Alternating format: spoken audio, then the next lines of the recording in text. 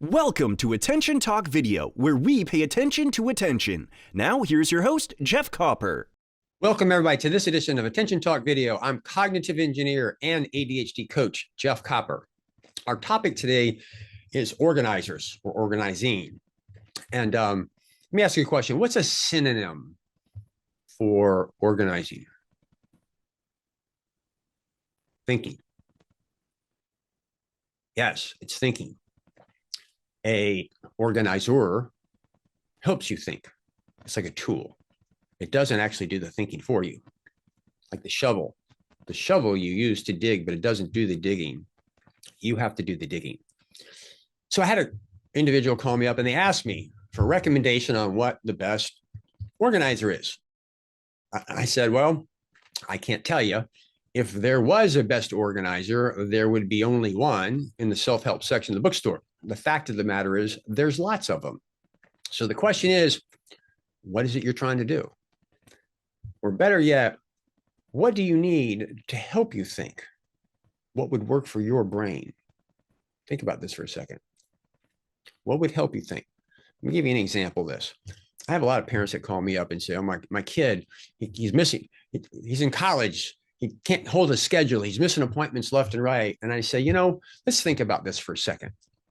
If your classes are the same Monday, Wednesday, Friday, and you have the same classes on Tuesday, Thursday, then you have 2 days that you really have routine on and you're alternating. If that's the case, why would you ever look at a calendar? It's the same day. Well, let's say you had a dentist appointment one day. Well, you might need to look at it, but let's think about realistically, are you going to look at your calendar every day for a couple of days in order to remember one dentist appointment a month? No, probably not. So in that situation, you say, what is the best way for me to remember my dental appointment? Sometimes it's not a calendar. It might be, hey, mom, can you remind me? Or a friend remind me? Or just follow up with the office and have the dentist send you something in advance. But you might not actually look at those notifications. It might be some other thing that you need to do. I don't have a big toothbrush in your room or something like that. Top of mind.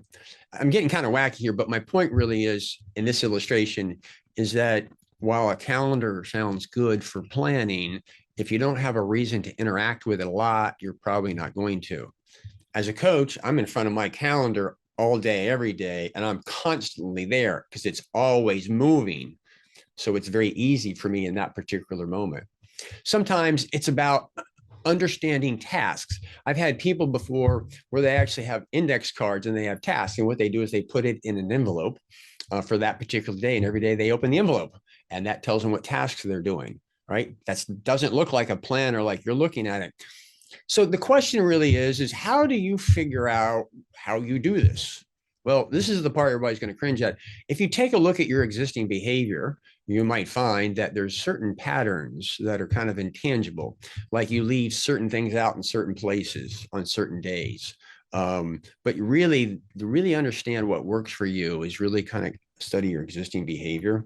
It's kind of crazy, but if you're like an engineer type, consider cognitive ergonomics from the inside out. Against a program that I have will teach you how to make those observations. It's too much for me to do right now because I'm having to help reframe your brain. You have cognitive bias thinking it's got to be somewhat tangible as to understand it's more intangible. But the whole point of this is that if you're looking for somebody to give you the planner, you're escaping thinking about what you're doing. You're just guessing at what's going on, which is why you've probably gone through multiple of these things and they don't really work. The best idea is to sit down and take a look at what you're doing and say, how can I do this? And that's best done with somebody else who's not trying to say, this is the best system. To sit down and take a look at your world, what you're trying to do, and for you to think, well, not what should I do, but what do I do? That's an important distinction. Not what you should do, but what will you do? If you think you should do something, you never do it, then why would you say, I'm going to do that? Because it doesn't happen.